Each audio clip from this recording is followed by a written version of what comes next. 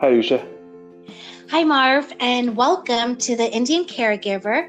Happy New Year, everyone. This is the first episode of 2021, and I'm especially excited this episode because I have a special guest, Marv Nixon, who is going to be sharing a lot of valuable tips for self-care for caregivers. And Marv is a health coach and personal trainer. And more information about him can be found on nixonhealthcoaching.com. And Marv and I go back about 12 years. I worked for Senator Bill Clinton's office, and one of my areas was transportation.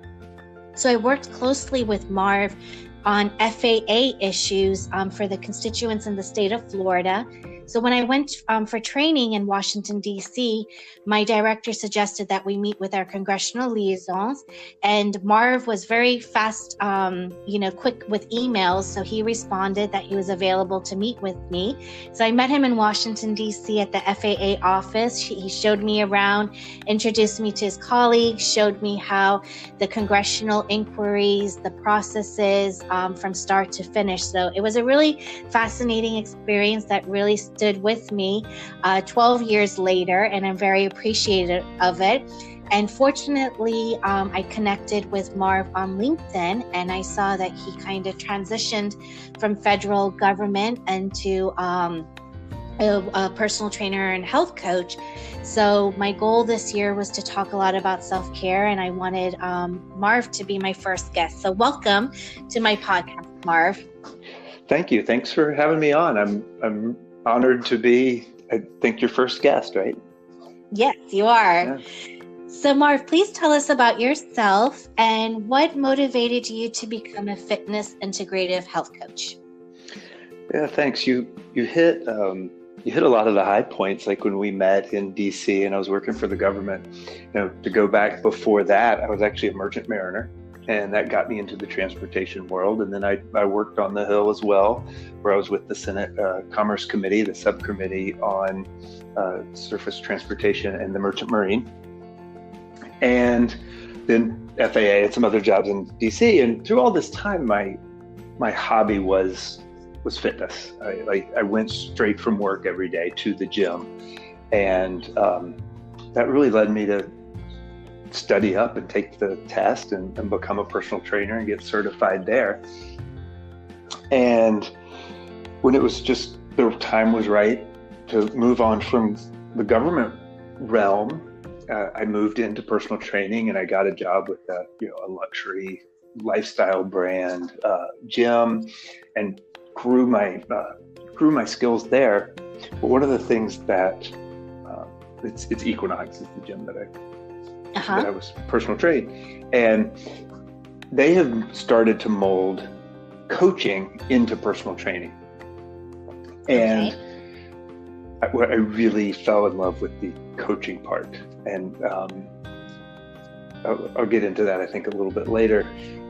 But now I've found my flow, my groove, really helping people with their health, whether it's from the fitness side, from training, or whether it's from behavior change in their nutrition, their sleep, their relationships, their personal growth. All of these things that get into our deep health are really intriguing, and really it's just so rewarding and fun to work with people on this. And it's really nice that you followed your passion, because I know as a public servant, your passion is to help other people. And when you see success stories, it makes you so happy. It's like the best day of your life. So that's, really great that, you found what your passion was and you took it to the next level. And you not only, transitioned out of the government sector. I believe now you're based out of Canada, so you moved out of the country. I was not one of these people that threatened to leave. I moved up for personal reasons, and and it's, other than being really cold here in January, it's great up here. Good. Lots of opportunities, so that's Yes. good. So one thing I wanted to start off talking about is about self-care. I am a caregiver to my mom. I have been for a few years, and this has been one of the most challenging years of my life. I felt like, I can balance everything, nothing will get to me. I tried to lead a balanced life, working out, social as well. But with my mom's neurological issues, I'm hitting a lot of roadblocks that I see I'm not able to control. I'm having to mold into a different lifestyle. So tell us why self-care is important. So, as you just described, we're often on the right track, and we know what we need to do, and whether it's a pandemic or the health of a family member, a lot of things can really derail where we want to go. And self-care is really important. Everyone needs to take care of themselves. It's especially important for someone like you who has another person relying on you. That just gives it, taking care of yourself, so much more meaning. It's like, the announcement on an airplane when they're doing the safety briefing to put the mask on yourself before you put the mask on another person. True. That's because you have to be able to, you have to be able to take care of yourself so that you can take care of the other person. That's very true. I mean, there's some days I know with my mom's, behavior is very sudden. She's very calm, and suddenly I don't know what to do, and I'm stressed how to handle it on my own. That I take blood pressure medicine, and there's some days my heart rate is over 100, and I'm just like, I can't calm down. I don't know what to do. And it's true. If I'm lying down in bed and my mom is still, moving around unattended, she falls. It's a very difficult balance. And we've talked in the past about how yoga is very important for you, for just those moments. It is. And, I used to, like I said, I try to stay as active as I can. Currently, I'm spinning about I cut back a little bit last month, but now I'm back about 3 to 4 times a week. And I'm also riding, doing a little road biking, about 8 to 10 miles on a Saturday or Sunday. But I really find yoga is underappreciated. I was doing really well, with the balancing, and I saw with my mom, she has so many balancing challenges, and I see that, how when I do yoga, I'm able to focus a lot more. My balance is better, the muscles feel better. And I know when I spoke to you late last year, we had talked about, you had mentioned to me, like, what's stopping you from doing it? And I'm just like, it's hard for me to find time and to do it. And I know after we did that talk, I do it little, not, 45 minutes or so, but even if I can get in 20 minutes, it does make a difference. It really does make a difference. And, we had that, coaching session together, which was a little bit impromptu. And I'm really happy that you got so much out of it. What you just said about, you're doing yoga a few days a week, you're going on long bike rides. When we're taking care of ourselves, in order to really get the most out of our own longevity and our health span, doing a little bit every day, and it can be a little bit, minimum effective dose. When you're doing a little things every day, it's like an investment account. Like you're investing a little bit, and over your life, it adds up to help you have a longer health span. And I see so many people trying to improve their health in a way like they're going to go, buy one lottery ticket, and that's their one-time way to, have an investment account. And they do the same thing where they go and have one huge workout a month where, they go and do something for hours, but that's all they do, when all they really need to do is what fits in their day to day. Exactly. And also, the way I see it, I tell some of my friends is that membership, I would rather it's an investment in my health. I would rather invest in it now than that be medicine that's 4 times more in a few years. Right. Up here in Canada, we have universal health care. So the monetary investment in your health is zero. But what about the impact on everyone around you and yourself? Mm-hmm. Yeah. It does have a profound, profound effect. And then I know also, when we talked about it, tell our listeners about how you think of your system as a bucket that stress is constantly flowing into. Yes, I guess. Perfect. Thank you. And I'll step back. Just to talk about stress in general. Resilience is our ability to recover from an event, and that's the textbook definition of resilience. But I like to think about your everyday resilience and having a resilience practice, because stress, there's two kinds of stress. There's eustress, EU stress, which is good stress on our bodies, which helps us grow and helps us develop. And then there's distress, and the dis in distress is the same as the dis in dis-ease, disease.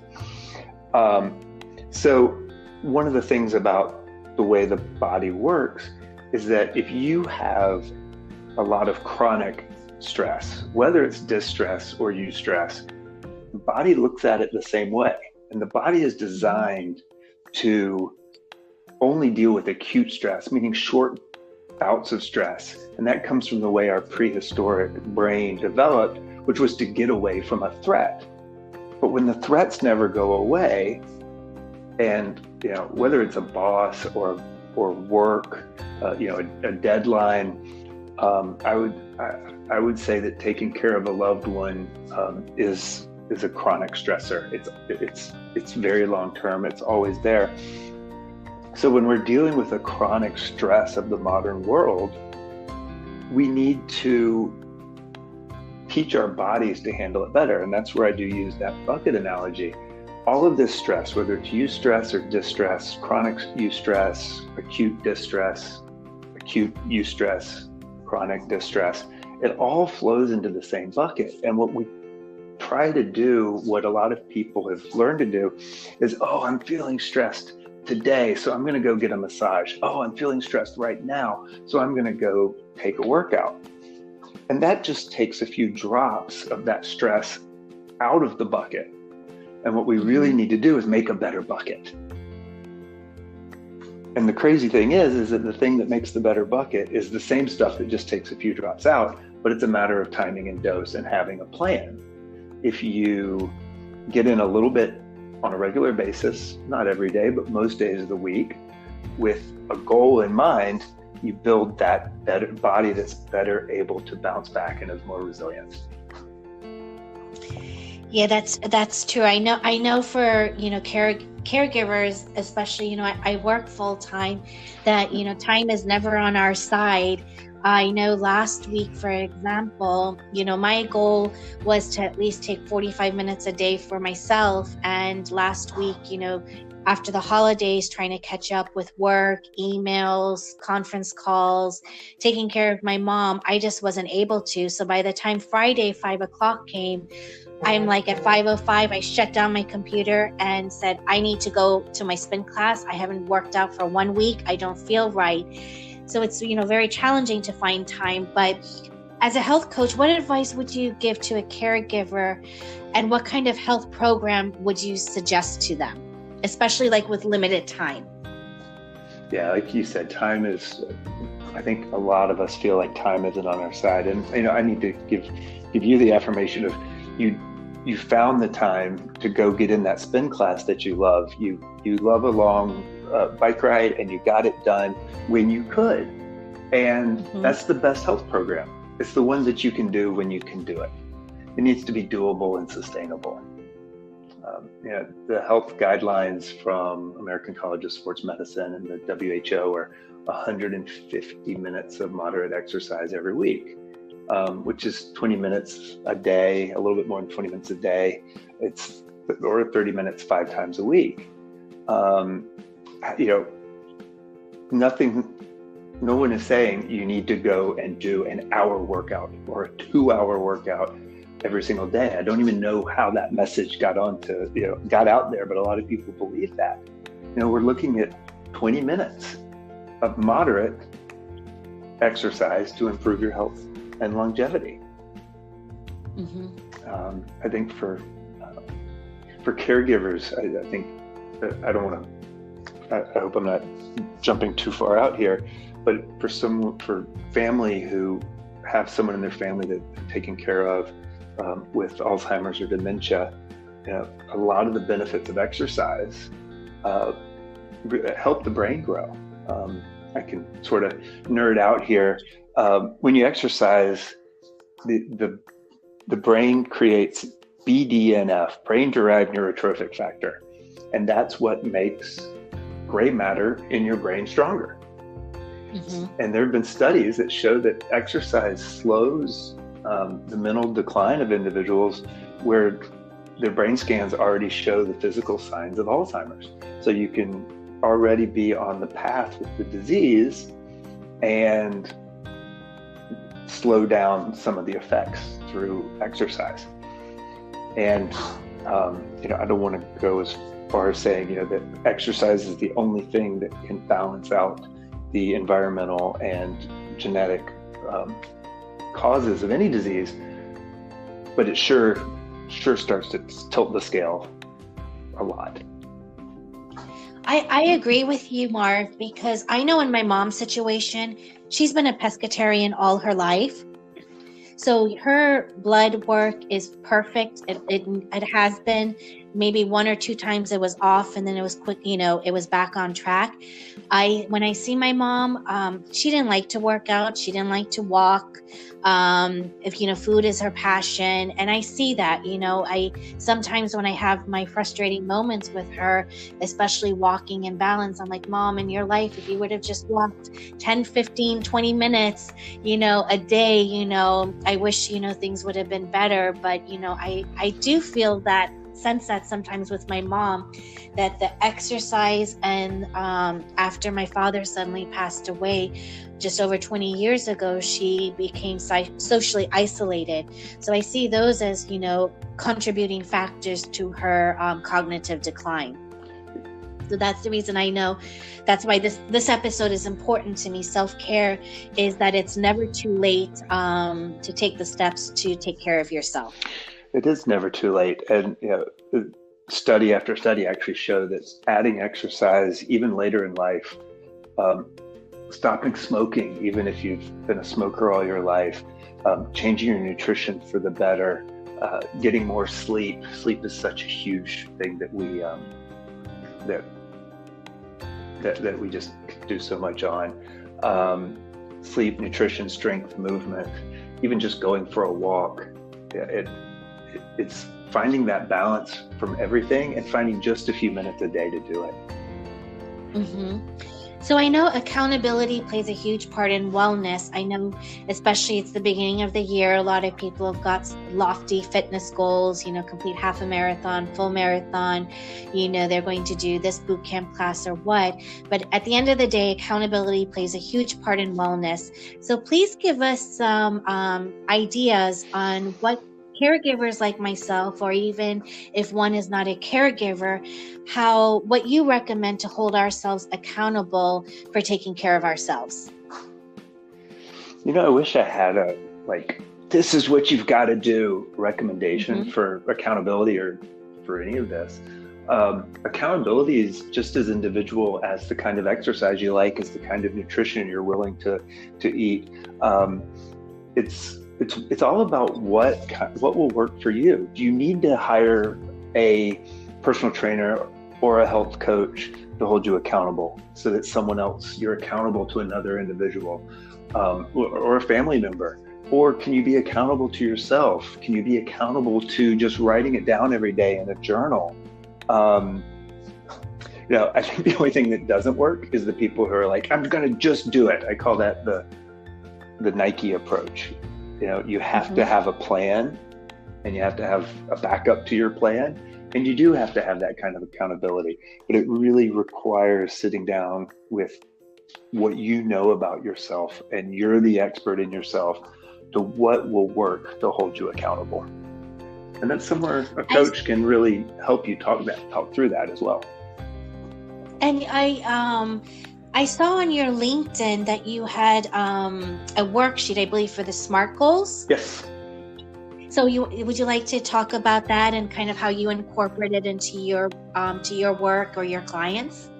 Yeah, absolutely. I did. I created I hope it was easy to follow template for coming up with some New Year's resolutions and put it up for free on my website. And it's a quote that I love to throw around is planning is necessary and having a plan is futile. You absolutely have to go in and know not only where you want to be down the road, but why you want to be there. And then you need to be able to work with that plan. You need to have the goals, have the vision of way down the road. For example, I want to lose weight so that I, look good at my child's wedding. Then you need to have the shorter term goals of, okay, to do this, I need to have an action goal or a SMART goal, specific, measurable, actionable, realistic, and time bound, so that you're doing something. And when I talk to my clients about goals, losing 10 pounds is a goal, but it's not an actionable goal, because I can't think of an action of losing weight. The action is the things you're going to do that the end result is losing the weight. The action is going to spin class. The action is eating better 5-6 days a week. The action is, what can you actually hang your hat on to say, I did this. And then when you step on the scale, the weight comes off. And if it doesn't, and that's why, back to that quote, planning is necessary and having a plan is futile. If the plan isn't working right, you don't throw it out, you just need to adjust it, and you keep adjusting it until it does work. Mm-hmm. Yeah, I thought that worksheet that you uploaded on your LinkedIn and that's on your website, nixonhealthcoaching.com, was very helpful, very simplistic, and it's applicable to any aspect of your life. Thank you. I'm glad that it came across that way. That was the intent. And it's really not, setting habits is not meant to be hard. And in fact, it backfires if you make it hard, because people generally don't want to do things that are really, really hard. So you need to make the habit and the goal as simple as possible. Mm-hmm. Agree. So my next question to you is, is regarding sleep and nutrition. And the reason I would like for you to talk a bit more what your holistic approach is, that I know I'm one of those individuals where I need at least close to 8 hours of sleep a day. And, there are times when my mom is up in the middle of the night, either kicking her bed or thinking that she's on fire. So my sleep is disrupted. But once my head hits the pillow, it's kind of hard to tell what's going to happen that evening. And, as far as nutrition is concerned, overall, I don't keep junk food at home. No soft drinks, no sweets, no chips. If I want to eat something, I have to cook.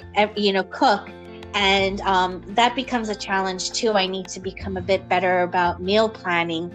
So tell us, what is your holistic approach towards sleep and nutrition, and what tips would you have for individuals like me?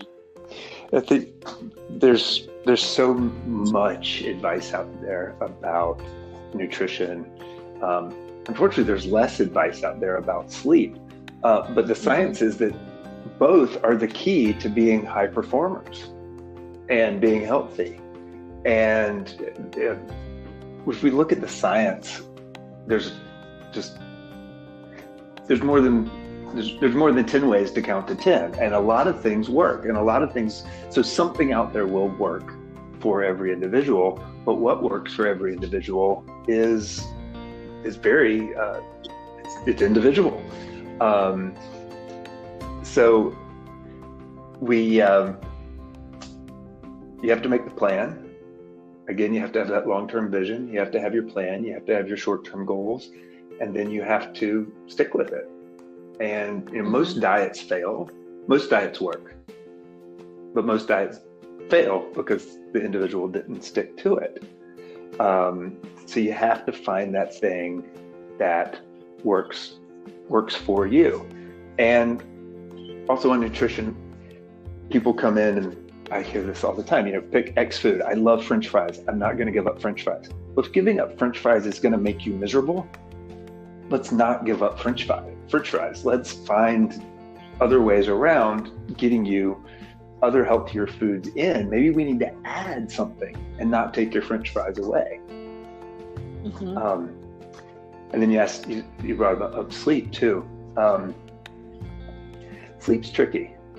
Sleep is so key to just functioning as a human being. I laugh because people will knock their closest family member to the ground if their cell phone is showing a low battery and they need to plug it in. But that same person won't charge their body through sleep. And I think you said earlier, you realize you're an 8-hour-a-night person. And the science, yes, I am. And the science is, 99% of people need 7 to 9 hours. And I jokingly say that, the other 1% are just too tired to realize how much sleep they need. There are genetic reasons that some people need less than that 7 hours, but for most of us, it's 7 to 9 hours. And then the really tricky part is that I don't know how to coach staying asleep or falling asleep. We have to control the things that help us sleep because we really can't control, absent medication, actually falling asleep and staying asleep. So we control the environment. Is our room dark, cool, quiet?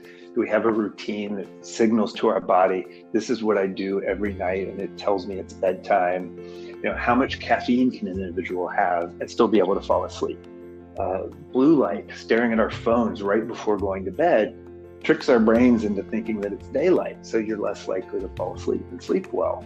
So we need to find out individually, again, what we can control for each person to help them have the best chance of getting to sleep.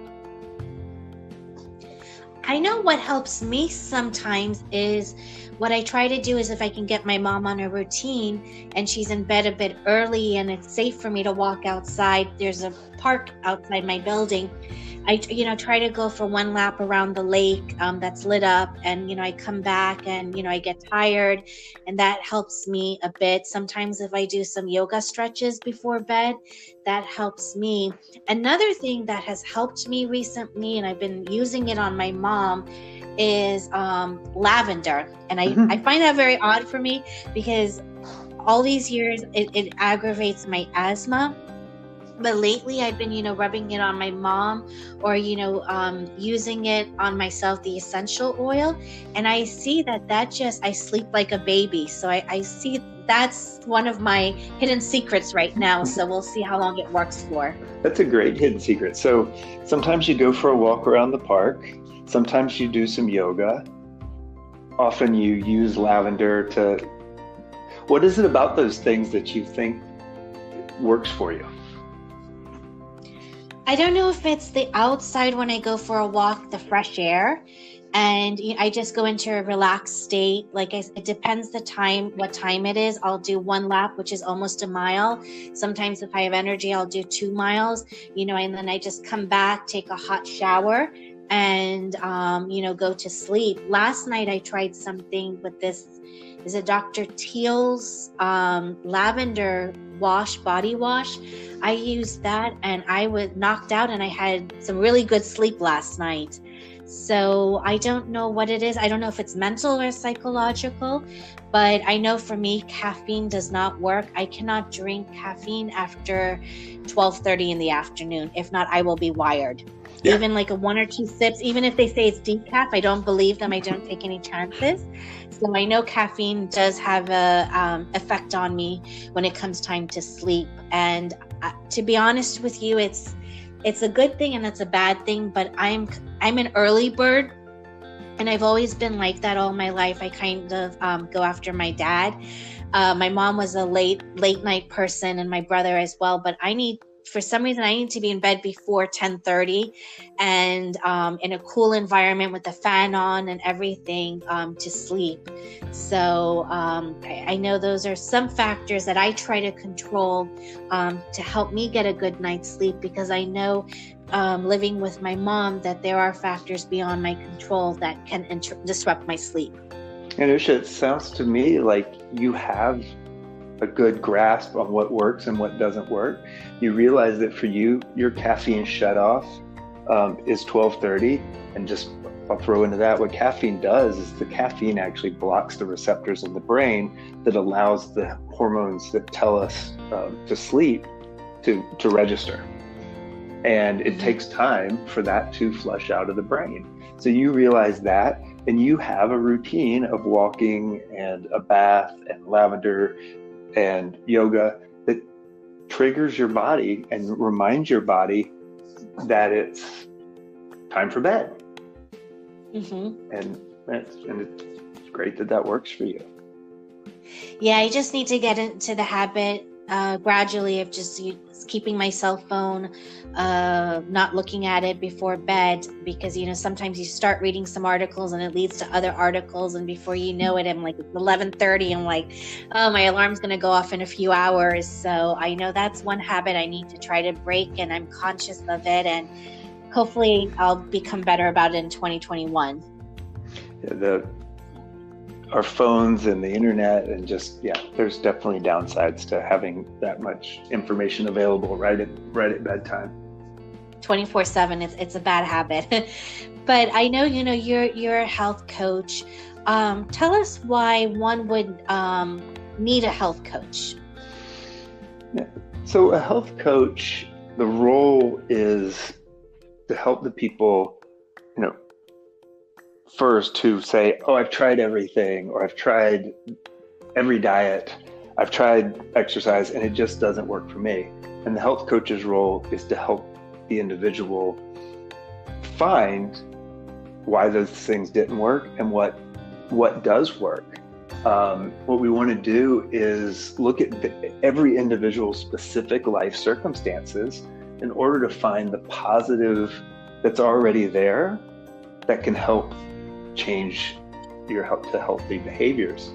I call it behavior engineering, because we're engineering the behavior to fit you rather than trying to make you fit the behavior. I know that when I was a new personal trainer, people would come to me and I just jumped on it with whatever their goal was. I know the plan for you. And with time and I guess maturity, and I realized that, I don't know the plan for everybody. The only expert in you is you. You know what you like to eat. You know the exercises you like. You know how you sleep better. You know where your life is going. So my goal is to focus on the expert, which is you, and to help you as the expert find a plan that works. Okay. So I know I was looking at your website. You're active on social media. You're on Instagram. You're on LinkedIn. And I was reading your blog on your website that, you were a bit skeptical about meditation. So tell us, listeners, what changed your mind about meditation? I thought it was a bunch of hooey until I tried it. The first time I realized that meditation worked really well was I was in a class, and the instructor, who was a psychologist, after every single break, just did a breathing exercise to help us center before we got into that class. And it just struck me that I'm a little bit ADD and distractible, and my distractibility was much less with mindfulness. And then we came into the pandemic, and I was, the gym where I worked was closed, and I found a every day at noon on Instagram, there was a meditation, 10 minutes. I tried it. I was like, why not? I found the benefit before from a short meditation. So I did this, and I did it every day. And I did it every day for about 4 months. And I realized just the positive changes that it had for me. It was really subtle yet powerful at the same time. I was thinking clearly. I was sleeping better. It was really,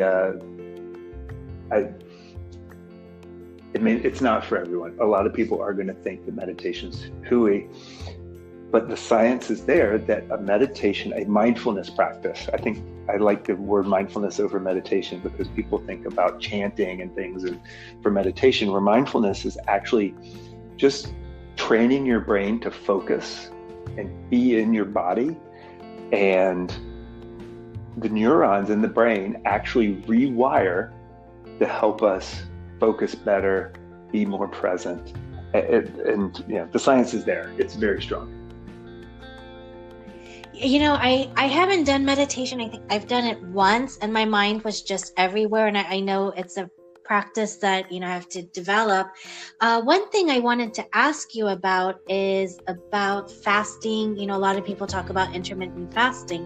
And the reason I wanted to ask your opinion, what you thought about it, was because there's some days where I just don't eat dinner because I'm so focused on my mom, and before I see it, it's 9:00 at night, and I said I don't want any food in my stomach. I just want to go to bed.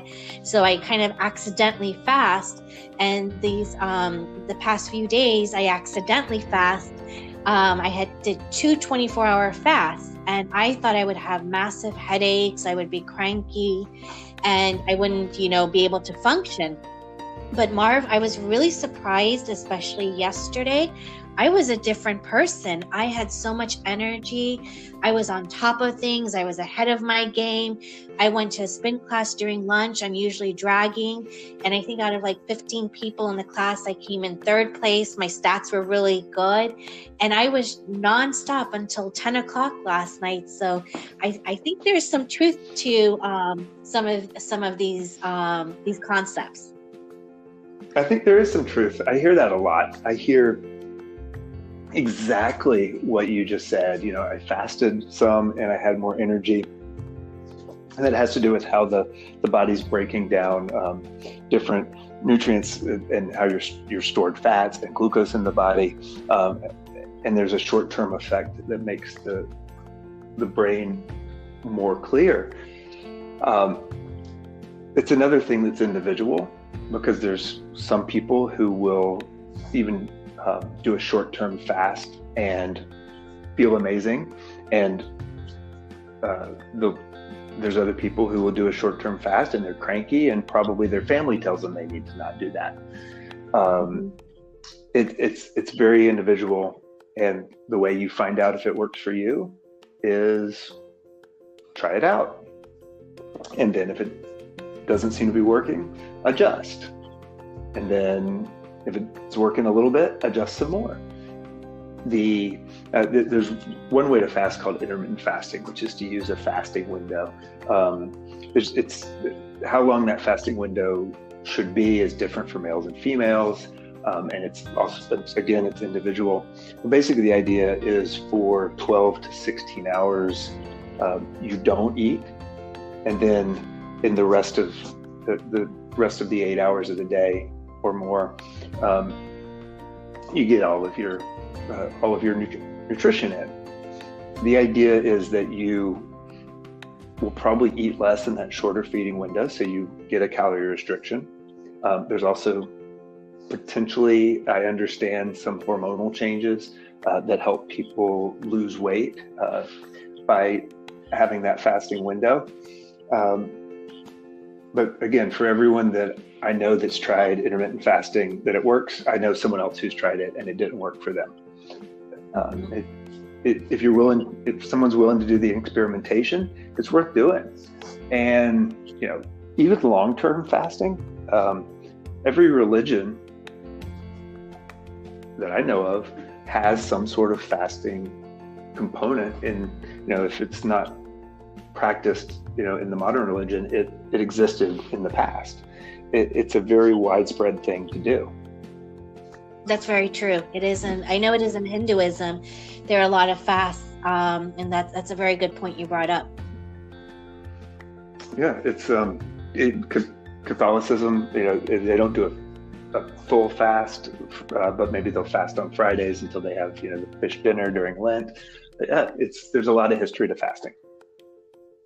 There is. And yeah, I'm going to, at first I wasn't a believer because I'm one of those, I get hangry if I don't eat by certain time. But somehow these last few weeks I've accidentally done it, and it's worked in my favor. So I'm willing to give it a try this year, off and on, and see what happens. One thing, the key to, success, is to stay motivated, and especially when we've got all these lofty goals. Some of these goals can be ambitious. We have to tone them down, but how do you keep individuals motivated? We could really go down the rabbit hole and talk about intrinsic and extrinsic motivation and the science behind motivation, but I'll try to keep it short. So in short, what we know is that intrinsic motivation is the most powerful. And intrinsic motivation is how we find our motivation internally. A football team doesn't score because the crowd is cheering them on. It helps, but it doesn't move the football. The football team scores because the football team wants to win. And when the motivation is your own vision of your future based on your own values, that's when the strongest change occurs. What a coach or trainer wants for you might be demotivating if it's not only slightly motivating. No one likes to be bossed around and told what to do. We need to find it in ourselves. That's the hard work that the client has to do. There's tons of education about what's helpful. We all know that vegetables are good for us and that smoking's bad, but there sure are a lot of people out there that smoke and never eat vegetables. They don't see why it's important to them individually and personally. It's not in their own vision. That's true. That's true. So another question I have, I want to focus a little on caregivers, especially with your expertise as a health coach, is that, we are challenged for time. So let's say that if a caregiver only has 20 minutes to focus on themselves, what advice would you give to them? My advice for the caregiver that only has 20 minutes to focus on themselves is to do the thing that's most important to them. Is it 20 minutes of exercise? Do it. Is it 20 minutes to disconnect and read a book, take a bath, do some mindfulness? Even if it's streaming a 20-minute show, if whatever it takes for you, your own version of self-care, and you only have 20 minutes, do it and come up with that plan of, okay, how does it fit in my vision? What is it? How do I do it? So it could even be like, go for a walk for 10 minutes in the morning and then 10 minutes at night. At least it's something.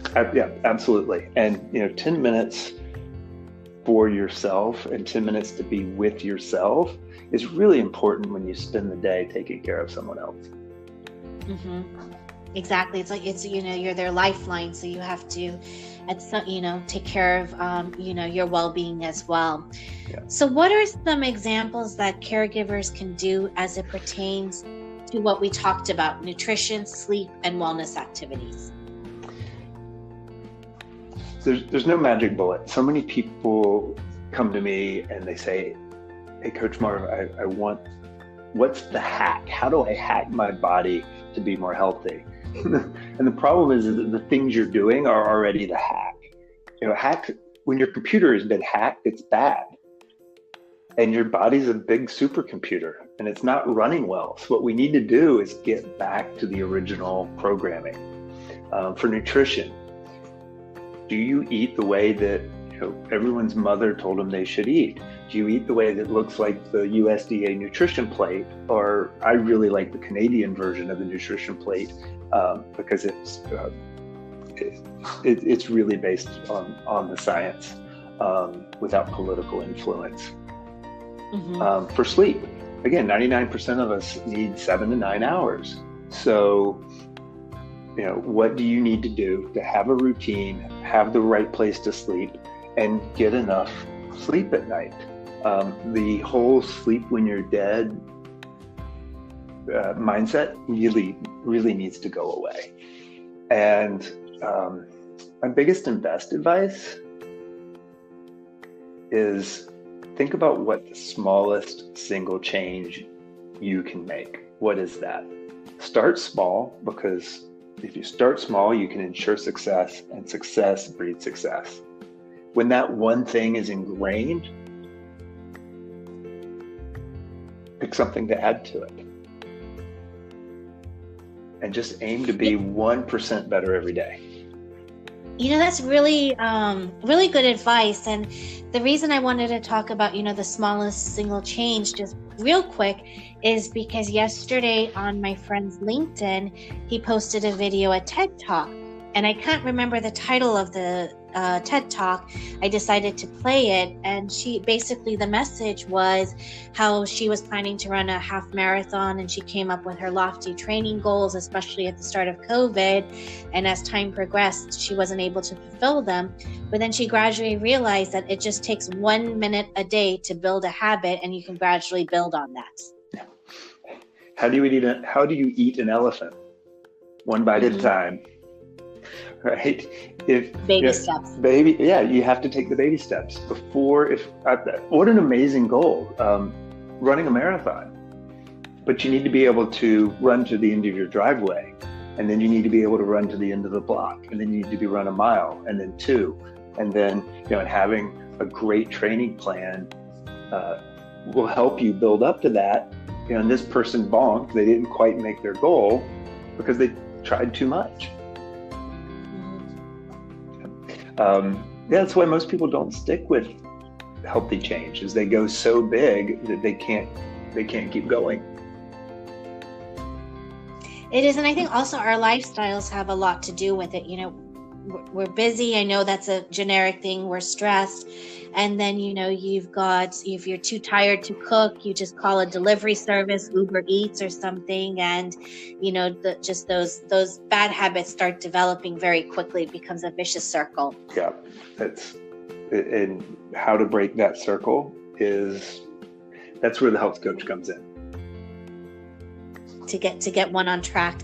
So you provided a lot of valuable information, Marv, and I really appreciate it. Like I said, I'm really thrilled that this worked out. I reached out to you. I know last year we've been planning it, and I'm really looking forward to this podcast.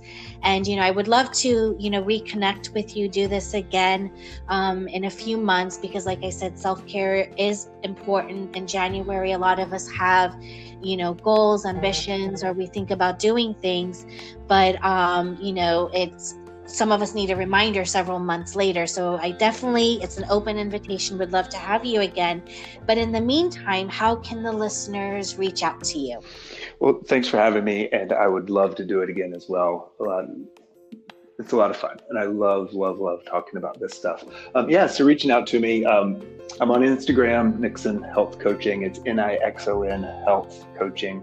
My website is nixonhealthcoaching.com, and you can just shoot me an email, marvin@nixonhealthcoaching.com. And I really strive to get back to anyone that reaches out to me within 24 hours. That's great. And are you, because of COVID, are you doing virtual sessions with people, or? Yeah. If someone's in the Toronto area, in person, when we're allowed to do that again, is great. I love that connection. But online through Zoom, Google Meet, even the phone works really well too. And it's still a connection. So yeah, absolutely. I do it. I coach people all over the world. That's great. No, I know when I reached out to you when we had our conversation several weeks ago. You did an impromptu coaching with me, and it was really beneficial. It got me thinking. You asked questions that were, not obvious. It made me think and kind of threw me off guard. And it was a great session, and I really value your insight and what you have to offer. And I really appreciate you for coming on this evening and talking to us about health and fitness and wellness, this journey. And I look forward to having you back this year on this 2021 journey with me. So thank you so much, Marv, and thank you to the listeners for listening to this podcast. And my goal is to continue with these podcasts and to have guests with different perspectives, whether it's health and wellness, mental health, food planning, different things to help caregivers to have a different perspective, or just give us a reminder to get us going. So thank you again, Marv, and I look forward to talking to you again on this podcast in a few months. Thank you. Same here. Okay, take care, and thank you again. And I look forward to touching base with my listeners again this month. I've got another guest scheduled to come in a few weeks, Barb. She's one of my Alzheimer's advocates that I've advocated with her in Washington, D.C. and Tallahassee. And she's got a unique perspective. She was a caregiver to her father, and because of caregiving expenses and other factors beyond her control, she moved to Peru to take care of her father. So she's got a really unique perspective of being an American living abroad, caring for a loved one. So stay tuned for that episode.